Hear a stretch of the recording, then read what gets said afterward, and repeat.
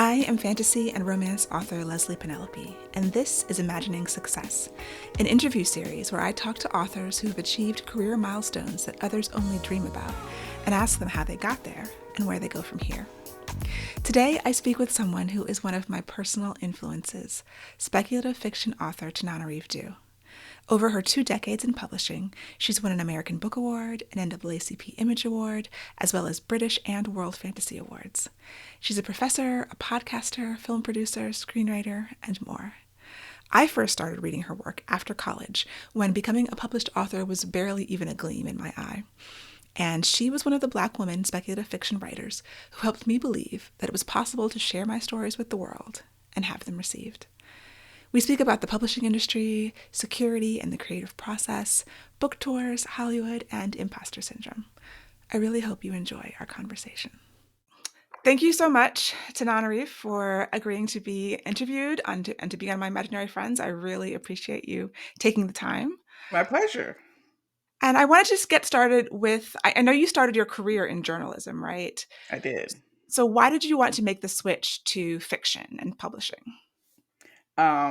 Actually, I never wanted to be in journalism, to tell you the truth. So it wasn't so much about making the switch as it was accommodating my parents, who really felt like I needed to have a secure field, which is kind of funny now. But back in the day, journalism was a very secure field, All right. and people were recruiting minorities for their newsrooms with earnestly.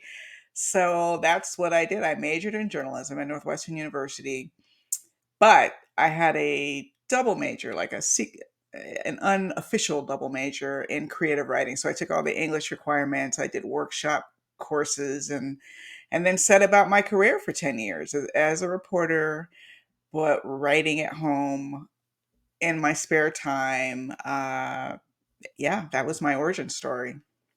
Did you write as a kid?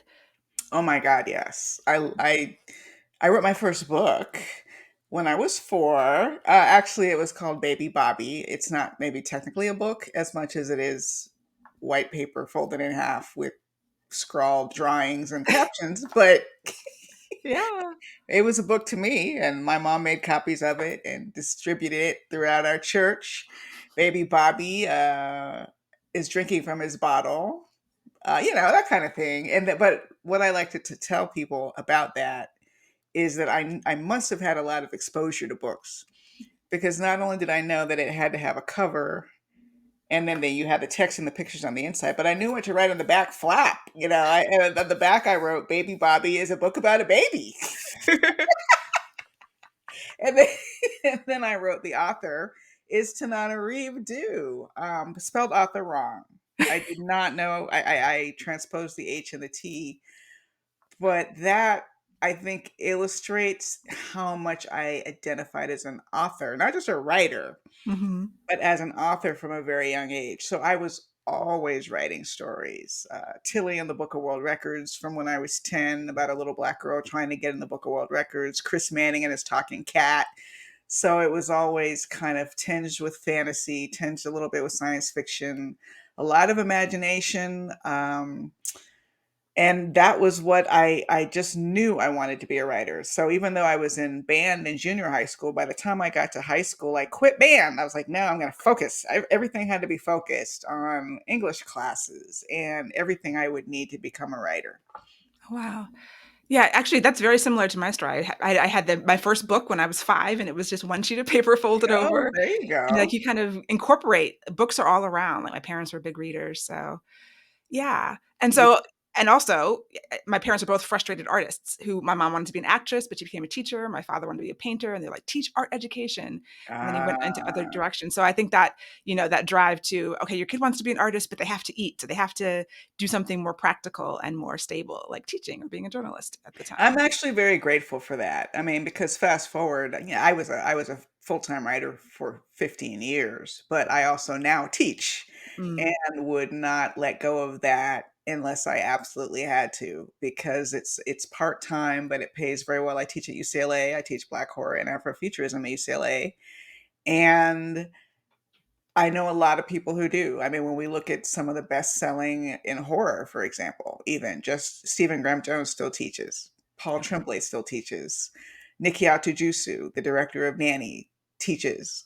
We're all and we, and frankly, Stephen Graham Jones and Paul Tremblay are selling a lot more books than I do, and they're still teaching. So there is something to be said, and we can get back to this. I don't mean to derail the chronological tale, but I started out thinking about practicality.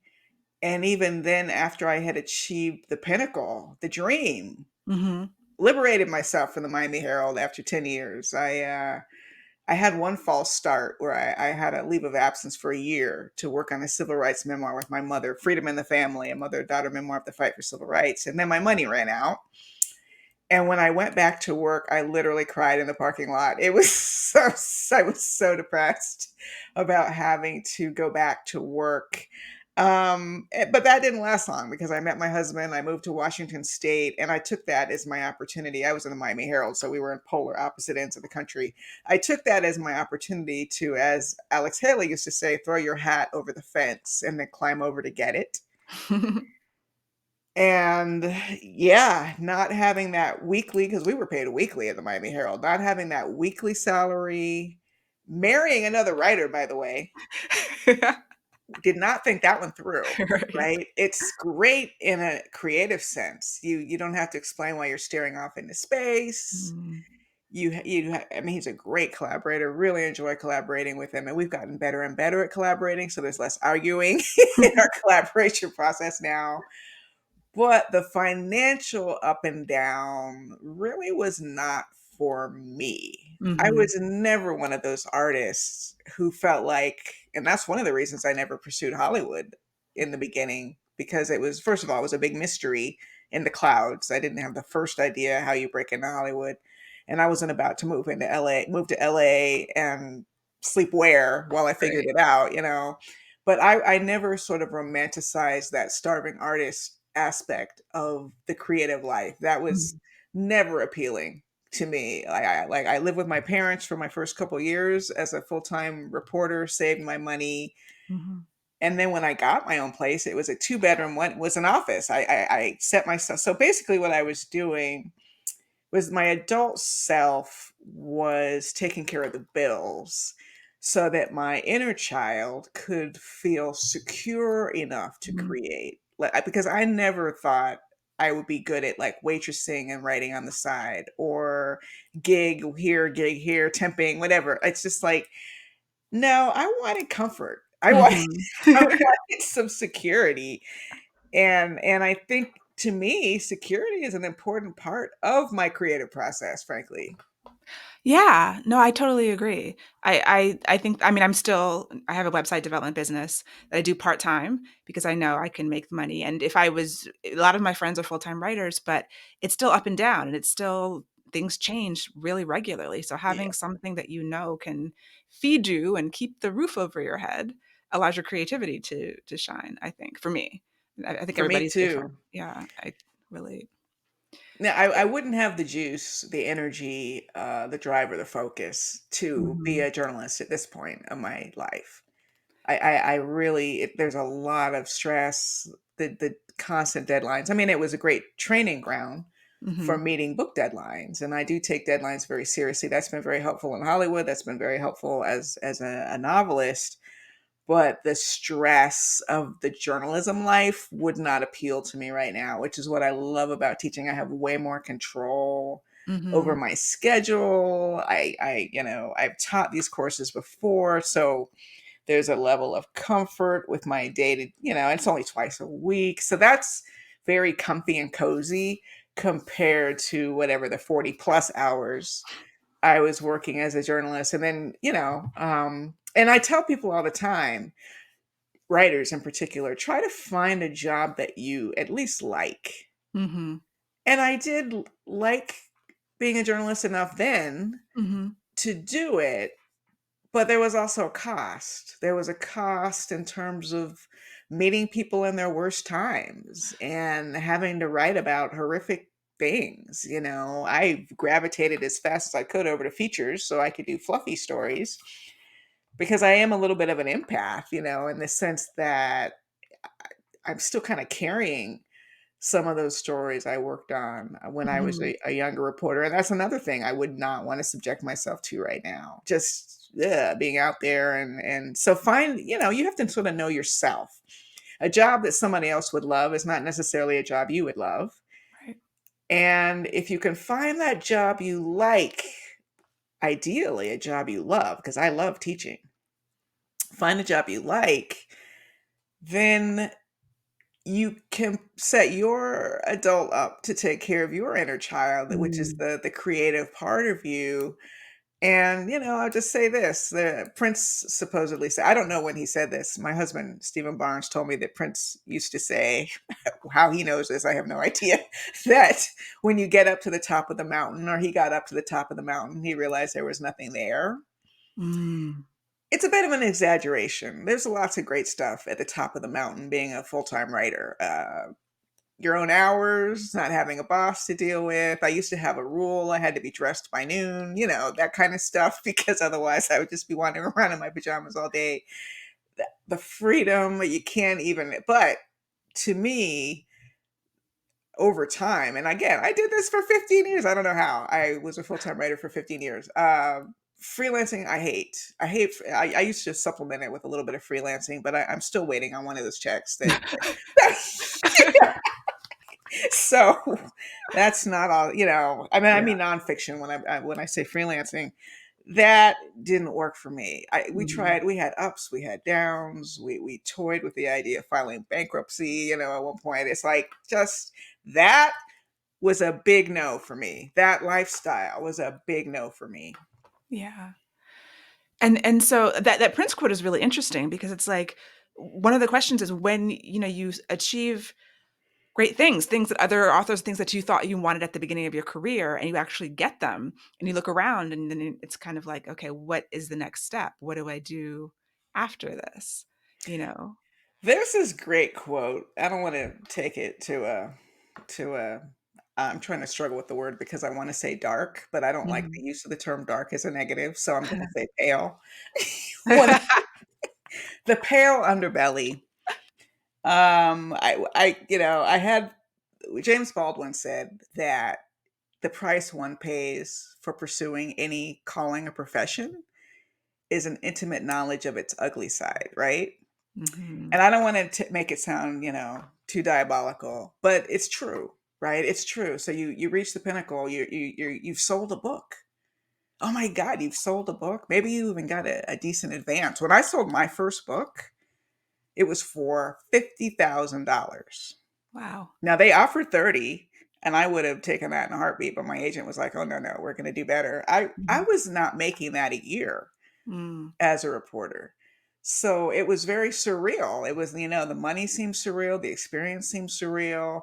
And no, even if your advance isn't that big, like any writer, you're just happy that someone wants to publish you. It could be a small indie press. I sold a short story collection for $1,000 in 2015. So there are ups and downs when it comes to the advances, but it's always exciting when someone wants to publish you. Your work's going to get out there, and then the next morning, not literally, but it feels like the next morning, like you're still kind of coming down from that thrill. You're like, well, why aren't they marketing my book? Why, Mm. why has no one ever heard about my book? Why are they not taking out a full page ad in the New York Times and putting up a billboard? So there's the marketing piece is a whole conversation. Mhm. And now there's this thing with social media where publishers look at your follower count to this, it's gotten even worse probably than when I first started publishing in terms of the kinds of hoops Mhm. that authors are supposed to jump through. And you can literally kill yourself on the road. So being toured is an honor and a privilege, but also the road kills. Yeah. One of my early mentors, the late great Elin Harris, died on the road Oh, pitching in Hollywood. wow, I didn't realize that. And I at first was trying so hard to be him. Like, he was my pinnacle. He was on the New Mhm. York Times bestseller list with Invisible Life and those books he was writing during that heyday in the 90s. Terry McMillan, Elin Yeah. Harris, Eric Jerome Dickey. so many doors opening for Black writers. It was really almost surreal after that what was happening in the 90s, and that's when I was lucky enough to start publishing, was in the 90s. And I was trying to sort of track his life, and he suggested a publicist for me for my novel My Soul to Keep, which I think is one of the reasons so many people found that book, is that I did hire a publicist, but it was $5,000, and that was a long time ago. It's a lot of money for that publicist. Or what? Actually, it doesn't sound like that much now, but $5,000 was a lot of money for me back then. Um, and I realized something. He was spending half of his time on the road. Oh. And by the time I got married, and then time went on, and we had a baby, I was like, well, that's not something I'm aspiring to. Life on the road is not appealing to me. It was great when I was single. I never knew who I would meet. But once I was married, I was like, I just want to be back home. I am a homebody. And even now, it was very interesting. My novel, The Reformatory, came out last year. It sold better than any of my other books. Like initially, it went out of print almost immediately. They've delayed the paperback release because the hardcover is selling so well. It just won an LA Times Book Award. I'm Oh, so congratulations. excited. Thank you. And I didn't have like the 2 week tour kind of scenario I used to have back in the day, like 5 cities, it was, I did a few appearances.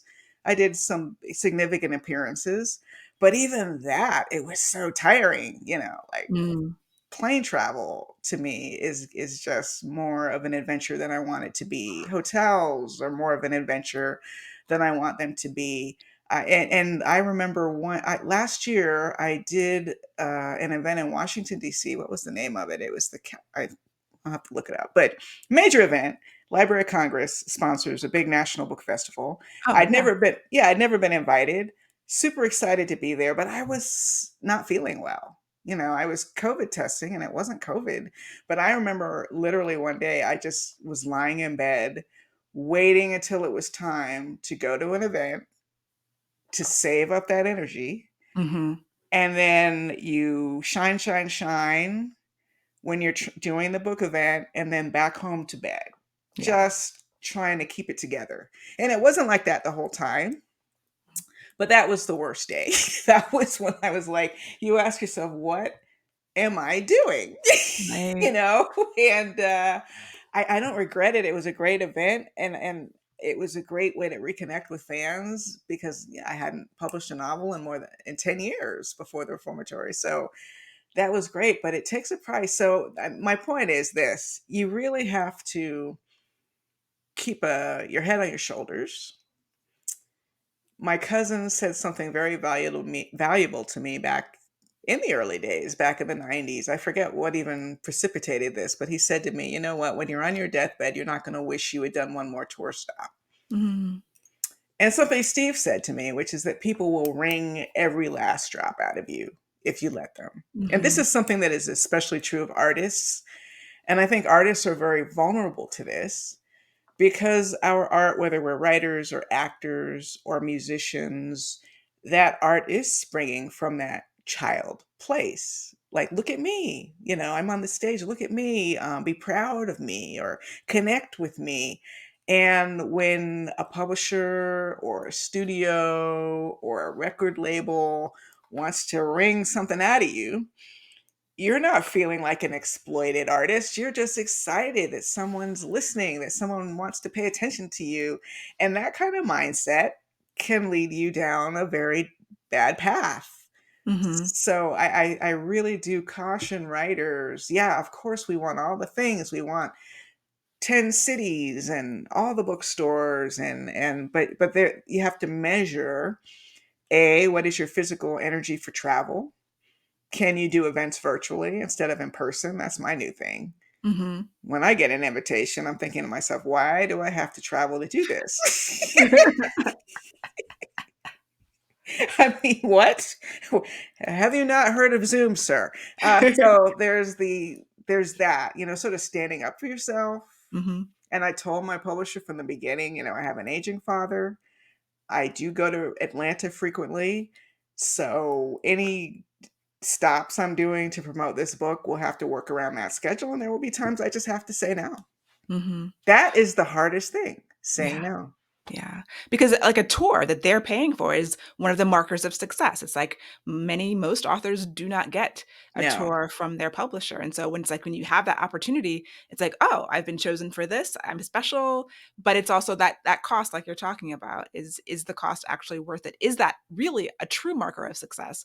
Or is it just one of those things that we covet because we think that it should be, we want that. And We I'm think we not, want it. yeah, I'm not telling writers not to do it. I mean, I'm not going to Mhm. lie. It's fun. It's fun. I mean, back in the day, I don't even know if they still do this, but there was a whole cottage industry of like author escorts. And Mm. that was all they did. Like they would meet authors at the airport and get them to wherever they needed to go. I did not encounter any of these people on my last tour, but back in the day. So I mean that you feel like they like nice big cars and they used to put us up in like the nicest hotels. I'm not gonna lie. It can feel great to be treated, especially as an author, because authors are the least likely to be treated like stars, depending on, compared to a popular singer or like an actor who had your level of success Hmm. would at least have more, fans recognizing them, which actually, thank goodness, writers don't often get that. That's not even something I covet, being recognized on the street. It's very great when it happens, but think about it, like everywhere you go, Right. really? No. What it is. I don't think so. So enjoy the good things, have all the fun, collect all the memories, meet all the people, meet the booksellers. I developed relationships with booksellers, largely I would say independent booksellers, Black booksellers. There are a lot Mhm. of great new Black bookstores popping up. Yeah. I mean, we lost a lot of them after the 90s, but now more are growing, and that's exciting. So, yeah, there are a lot of valuable things that can happen in terms of networking, in terms of you just feeling good about getting your book out there, meeting people at signings, but don't ignore the fatigue. Don't ignore if you're getting headaches. Don't ignore your family, your Mhm. loved ones, because those are the people who re energize you. Mhm. And frankly, when I see authors I know who are doing major tours, usually my impulse is just to DM them and reach out and say, "Hey, are you okay? Are you doing okay?" And usually they're Mhm. not. They're tired. Oh, I mean, yeah. so the grass is it's Yeah. greener, and you just have to. And also, one of the things about being puffed up and celebrated is that you don't want to sort of lose sight of who you are and take yourself too seriously. Like I Mhm. remember one moment, this was back in the 90s, back in the heyday, getting a hardcover tour, paperback tour, Ritz Carlton. One publisher even gave me a credit card for my tour. Those days are over. But so you're getting all the treatment, and I'm in my bathroom, which has a telephone. And I was gonna call the bookstore to ask a question, and I heard their message, and the day before me, there was a major writer, and I was incensed. I'm sitting in a bathroom at a Ritz Carlton or some hotel like that on a phone in my bathroom, calling my publicist like, "How? Why did they book me the day after?" Blah blah. And then I stopped myself. It's like, hey, calm down, get a grip. Is this really who you're becoming? Is this really the next journey we want to take, is to be that Mhm. person? And Right. I did not want to be that person. So I made a conscious choice not to be that person. And I think you need to check in with yourself to make sure you are not losing sight of what matters and what does not matter. Mhm. Yeah. So when you first, got your agent, when you're in that process, what were you hoping for? Like, what was your idea of what your career could be at the very beginning? That's a great question. I had no idea. I didn't know of any Black writers who were writing what I wrote. At the time I published The Between, I had never even read an Octavia Butler novel. So I didn't even have that role model to like, oh, I'll be like I was just like shooting in the dark. Publishers in the 90s had just discovered that Black people read, almost literally.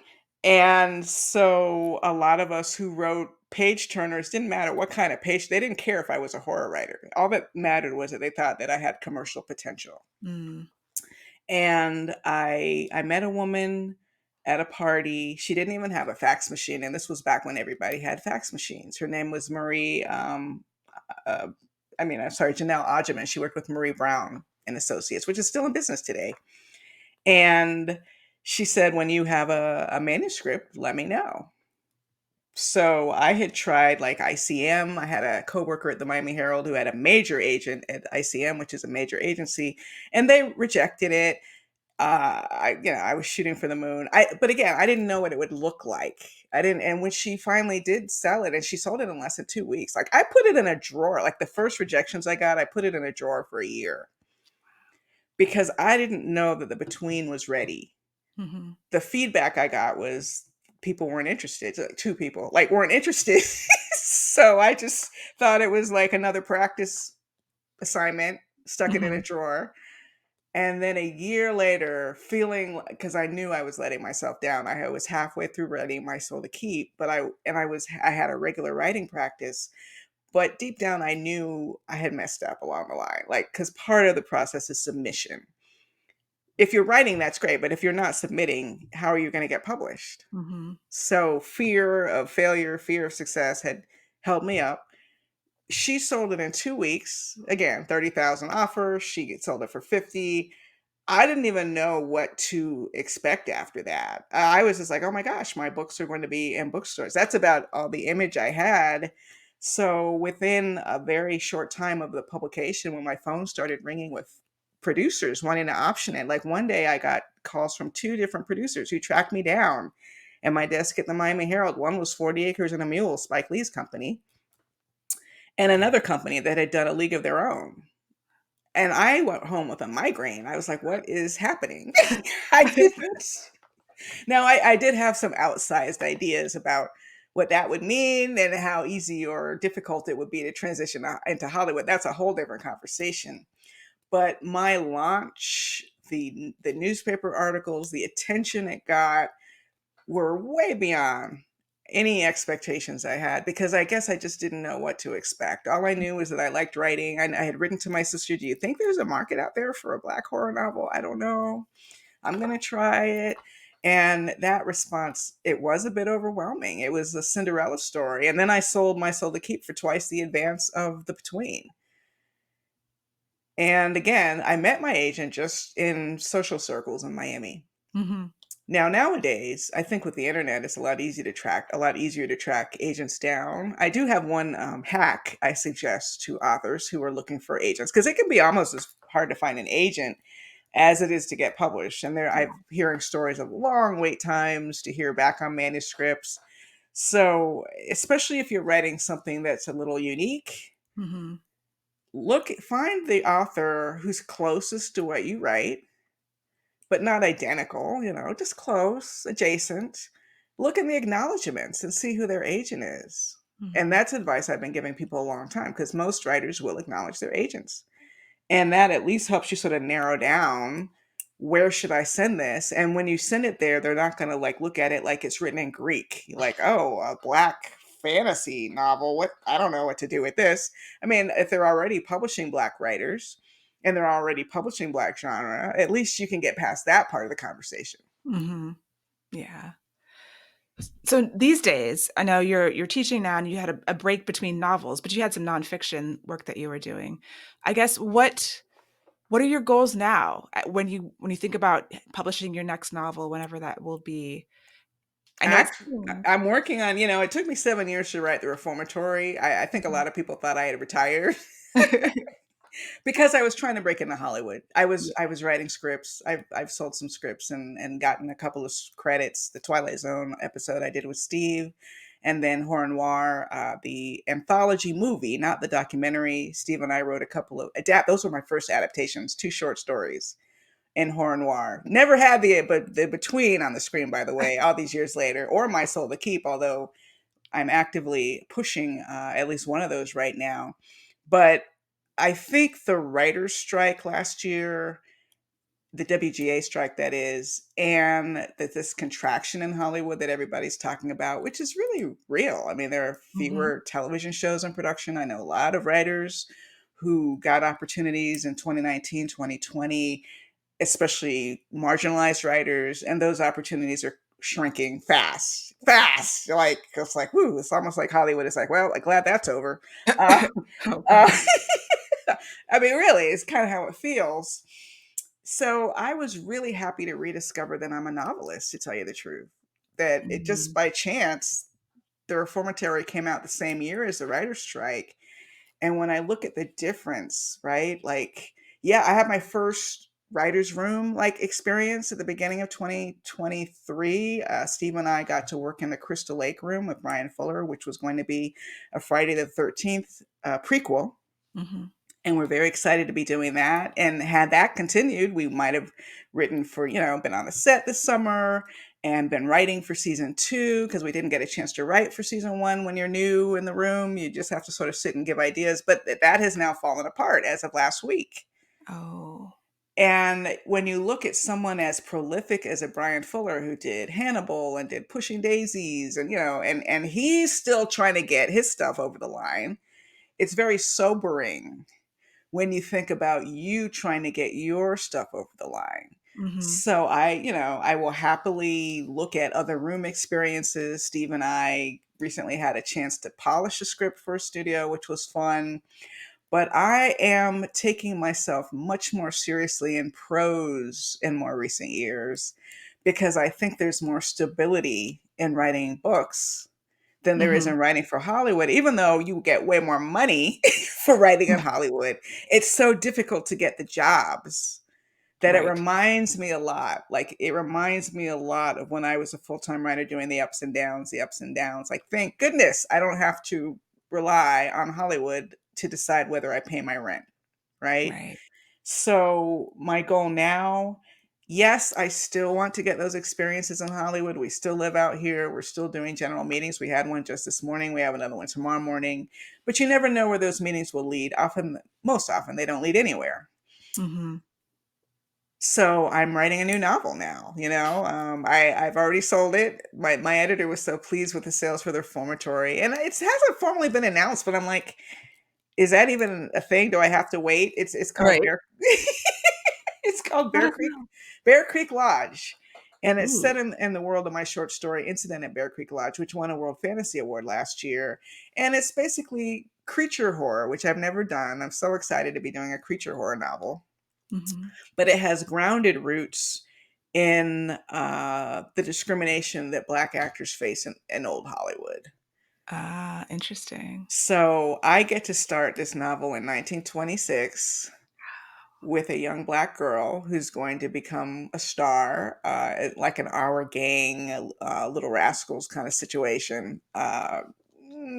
Still full of stereotypes, but you could be a genuine star back then. Mhm. Literally just read before this interview, that Sammy, Sunshine Sammy, had a parade with 7,000 kids showing up for him, white and Black, back in the Wow. 1920s. I'm still trying to wrap my Wow. mind around how racist this society is, but they're celebrating this little Black boy. Like, what? How do they compartmentalize their racism? You know? Yeah. Yeah. But but in any case, so she was, for lack of a better term, she came of age and became a star even as an adult cooning. That's Mhm. what we call it Mhm. now, with Yeah. the exaggerated comic effect. Lazy Maisie Mhm. became the role she was best known for, and it backfired on her Okay. because by the 40s, people were like, I don't think so for those kind of roles anymore. Her own people turned on her. She came out of vogue, never really came out of it, and was very bitter and conjured a creature. And that's all I'm going to say. That's enough to make me wanna read it. That overlaps really interestingly because yeah, I was a film student in college. That's my undergraduate degree, and I loved Oscar Micheaux and the idea, and I've been, like, studying him and, like, trying to work him into something that hasn't happened yet, but old Yeah. Hollywood, old Black Hollywood, the things that would really inspired me when I decided to go indie as an author. Like, I started out self-published because people like Oscar Micheaux and then my professor at Yes. Howard, Haile Garima, like, went, Oh, theater to shoot. theater You've with studied their under films. Haile Garima. That's great. Yeah, yeah, yeah, so I was like, "Well, I'll just," I heard these horror stories, "I'll just put my book out myself." I'm like, This is the tradition. Um, so yeah, that's fascinating. I'm Are you super still excited doing about that though, or did someone snatch you up? I'm hybrid. So yeah, I was actually snatched by a Black female editor at St. Martin's Press who brought Great. my first series. So I still do both, but I primarily traditionally publish now Hmm. because Hmm. self-publishing is so hard. Yeah, that So word self, as Victoria Christopher Murray said, that word self is a mouthful. You self means you do everything. And right, or I hire came, everybody. I came close, and I wanted to Mhm. sell my short story collection Ghost Summer even before I started really sending it anywhere. I just heard so many stories about how hard it was to sell short story collections. I was like, maybe I Right. just want to publish this myself. I really did think about it, but I ended Yeah. up going to Prime Books for $1,000 advance. Okay. $1,000 back in 2014 or so, because I just wanted to get it out there. Mhm. And yeah, I appreciate that indie spirit thing. The only thing I would caution writers about, and they probably know this, is that at the same time you don't trust the wider publishing industry to get you, to see your vision, to Mhm. see what you're trying to do. Sometimes we have craft lessons we haven't learned yet, right? Right. And I did learn from the rejection process, both for the between, although I only got rejected a couple places before Janelle sold it like that. But my short stories in particular, Mhm. I was not a professional level writer when I was submitting those early short stories. I still had more to learn. And it's tough to Mhm. gauge when a rejection is genuinely about you needing to learn more Right. and the marketplace not getting you. And that Right. is something that would probably drive me crazy trying to figure out today is like, am I good? Because you don't know. I didn't know the between was ready. I had Mhm. no idea. I stuck it in the drawer. Yeah. And that's the benefit of the gatekeeper. It's kind of like, oh, am I sitting next to the kitchen in the restaurant because that's just the only table, or was it a racist thing? Like you're part of being Black is never Exactly. quite knowing. You never know. We're always trying to like see that and yeah, and it is true that the marketplace can be very hostile to marginalized storytelling, but at the same time, I think that push for diversity has had more traction in publishing than it has in Hollywood. I mean, we're Mm, still seeing a lot more diversity in Hollywood, don't get me wrong, but mhm. also you hear about the projects getting canceled and the deals being lost. So I think that Right. post George Floyd moment of reckoning is wearing off much faster in Yeah. Hollywood than it is in publishing. Yeah, I think it's happening in both places, but I think you might be right. Yeah, my brother's a professional actor, and he's told me a lot about the contraction and the roles aren't there. And I know several other like writers who've had like someone had a deal with Showtime, but that went away, and Yeah. it's that's just par for the course in Hollywood all the time. But I It think, is, but I think we get it like yeah, my editor used to say when everybody else gets a cold, we get pneumonia. yeah, yeah, and that's always really tough. So I guess now, what are your new goals for your writing specifically? Like, how do you set them as you're looking to the future of your career as a novelist? I still have to admit, I have a leftover goal from when Elin Harris was my mentor. And in fact, his last email to me before he passed away was, I know you'll get on that list one day.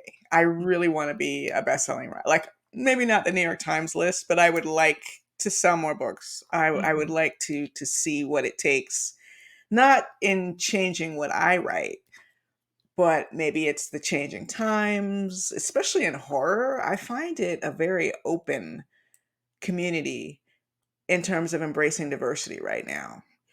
I Mm. think that writers like Victor Laval and Stephen Graham Jones and Sylvia Moreno Garcia are finding readers who don't care that the characters aren't white. Like, in fact, it's a feature that we're reading indigenous horror, or here's a horror story set in Mexico, or as I find it fascinating. I love to learn about the world and learn about other cultures when I'm reading, and I think in horror in particular, that's very attractive to readers because by definition, it's very difficult to be scared by something you're super familiar with. That's something you've seen 100 times before, done that Mhm. exact same way. Give me a Mhm. demon like in The Ring. Like I have no I like watching the original Ring in Japanese, I had no idea what was happening from one frame to the next. And it was all so new and novel. And that was part of what made it so scary. So I want to congratulate the horror community on that. I think the reason the Reformatory has sold so much better than my previous launches, in part, is because so many readers who aren't Black are embracing the work. Whereas the first time around, not everybody, but like 85, 90% of my readers were probably Black women. Mm. Do you feel that was a marketing thing or just? That was how it came out, you know? And again, not knowing what to expect. I remember when I was on my first tour, I was like, I mean, I laugh when I think about this now, but I had this idea in my head that I should be at Barnes and Noble, Borders and Barnes and Noble and all this kind of Borders. Young people was a bookstore back in the day. Why am I not at Borders and Barnes and Noble? Why am I at these small independent bookstores? And duh, you go where the enthusiasm is. Those Mhm. booksellers were hand selling me at the counter. Yeah. I had my biggest, I mean, they could put you in a Barnes and Noble. That doesn't mean anybody's going to show up. Yes. I mean, we've all had that story. Absolutely, yeah. Like there's the point where you walk in and you see it's empty and you're like, okay, well, I guess it's 10 minutes early. Maybe they're coming Right. late. The comfort. And then they don't start to come. It's just like two booksellers sitting there. Yeah. And then you get past your disappointment, for me anyway, because as an introvert, and most writers are probably introverts, you can understand. Then I'm start to thinking, oh, well, that means I get to go home. But then one or two people straggle in, and you have neither the crowd nor the freedom at that point. You still got to go on with this thing. And turn on and just be the author. Turn on and be the Fine. author. Yeah. So yeah, it's honestly, I know obviously readings and bookstore appearances are a great tradition. And I have enjoyed the ones I've done for both the Reformatory and my short story collection, The Wishing Pool, that came out last year. But there are some real questions about how many books you sell based on an appearance. You know, if you're like, if a great night is you sold 30 books, Yeah. How hmm, worth it is that to, is the math mathing? right, get on a plane or Is the math hotel? mathing? So I think a lot of newer writers are finding ways to sell books through social media, through Mhm. Goodreads, through BookBub. I mean, I worked with a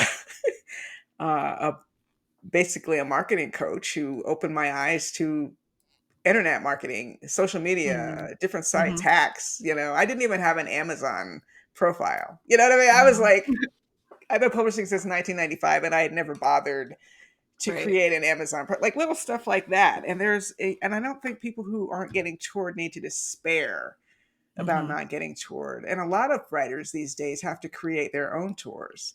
Mhm. So I would say rather than spending a bunch of money by trying to go to New York, Chicago, Atlanta, some of my best readings were in Atlanta because I was going to be there anyway, visiting Right. my dad. So I would say look at the places where you already are, like Mhm. places you could drive to in a couple of hours. Yeah. Don't spend money on those plane tickets and those hotel rooms, for God's sake. And do that. And then supplement that with a virtual tour. Mhm. Yeah, Find there's a bigger and more established writer who's willing to be a conversation partner with you mhm. and stage an online conversation.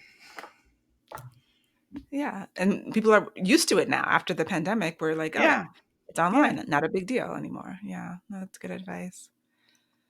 So, writing-wise, have you experienced imposter syndrome as a writer?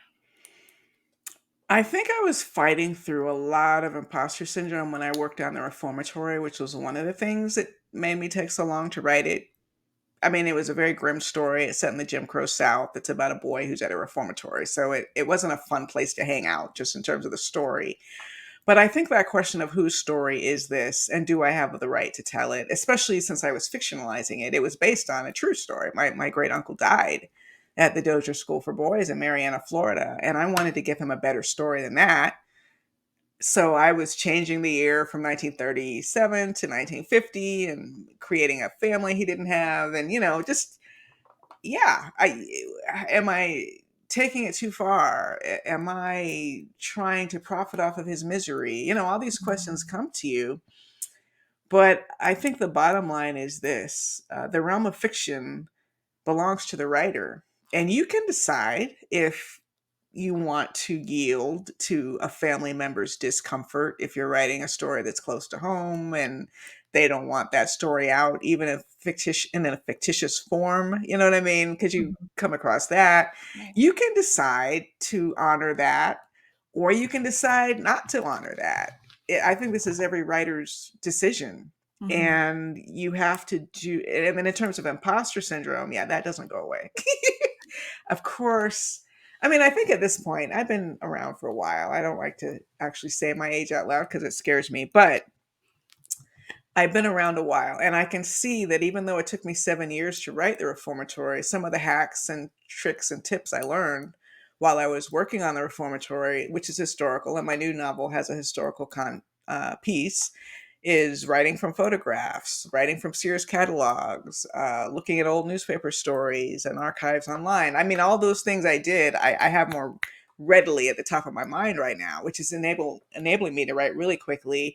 And I feel like, I'm pretty good at this. It's like, oh, I know how to do this.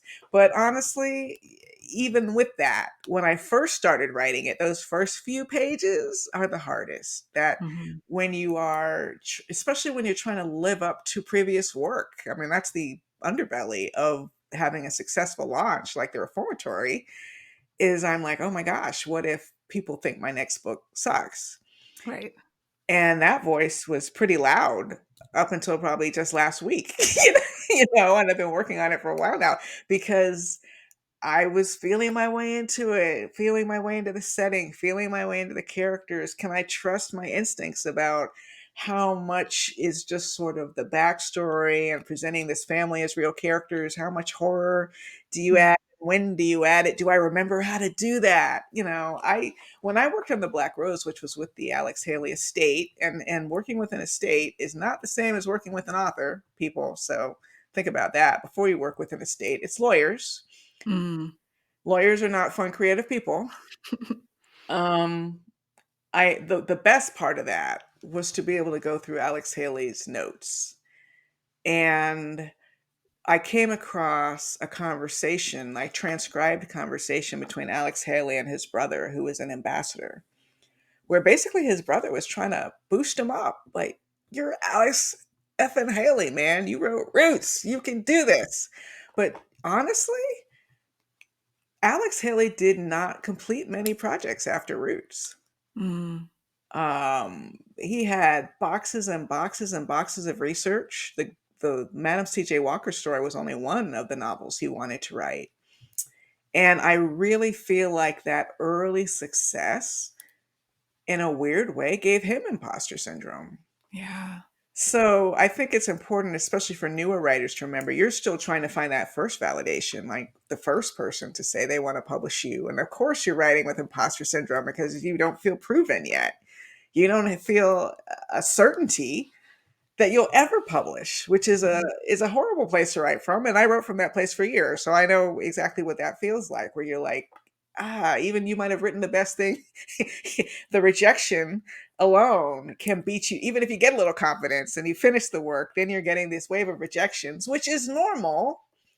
Which is the path, by the way. In fact, Mhm. my high school English teacher, Mrs. Estever, told me that to be a writer, you have to wallpaper your wall with rejection slips so you can look at those rejection slips as a positive thing. Oh, I'm on the path. I'm getting closer. But I know that wore thin for me when I was Mhm. an aspiring writer, or at least an aspiring published writer. Mhm. So I think the path through imposter syndrome is you just have to ignore the voices. It's hard to do. But the worst part of imposter syndrome is when it keeps you from writing, Right.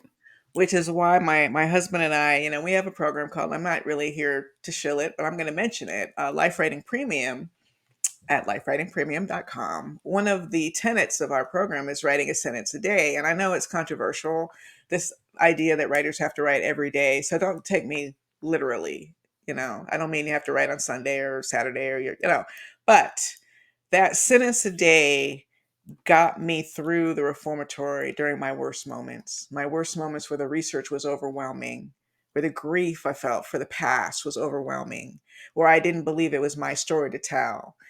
Whether it was a sentence a day writing the outline, and I do outline, and frankly, for writers who struggle with plot, I would suggest that you outline, because a page and a half synopsis is a lot easier for you to pass around to your friends than a 500 or 400 page manuscript. And if they can spot structural issues in it, like, okay, I liked everything, but what about this section here? Like, why does she do that? Or maybe this should be the main character because he seems to have the more interesting story. Outlining is very valuable. Feedback is very valuable. That helps fight imposter syndrome, because even if you're getting negative feedback, like people don't love everything you wrote, well, no one's ever going to love everything you wrote. You can get constructive criticism that Mhm. will make it better, and you'll see it getting better. I mean, I've had that experience more times than I can count where I thought something was ready, including the short film we made, Danger Word. Speaking of indie, we decided in 2013 to release our own adaptation, Mhm. Danger Word, crowdfunded it, showed the cut to a friend of mine, a director I worked with in Atlanta, and she said in front of my whole launch party, it's boring. The beginning, you don't need that scene in the beginning, the birthday party. Cut that. I mean, I guess you could use it as a flashback later. You need to start it here when they're at the target practice. And doggone it, she was right. Right. She was absolutely right. So when you see that you can improve, when Mhm. you see that you can get better, like at every stage of your career, it doesn't matter if you're a professional best-selling writer, there's always a reader or an editor who can make a suggestion that makes your story better. Yeah.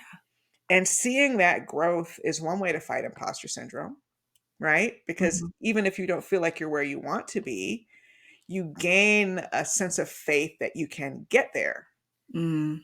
And that's the most important thing, is knowing you can get there. Mhm. Knowing that there were nights working on my new novel, kind of choked by the expectations of the previous one, unsure of myself. And then, in the story, I would go to bed feeling like, well, that was a wasted, writing session. Those two paragraphs suck and they're going to have to come out.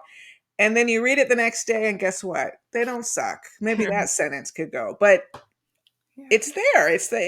And you do that over and over. You do that day Mhm. by day by day until you figure out this is actually a thing. This is actually a decent story. Mhm. You get that confidence again. Yeah. Yeah.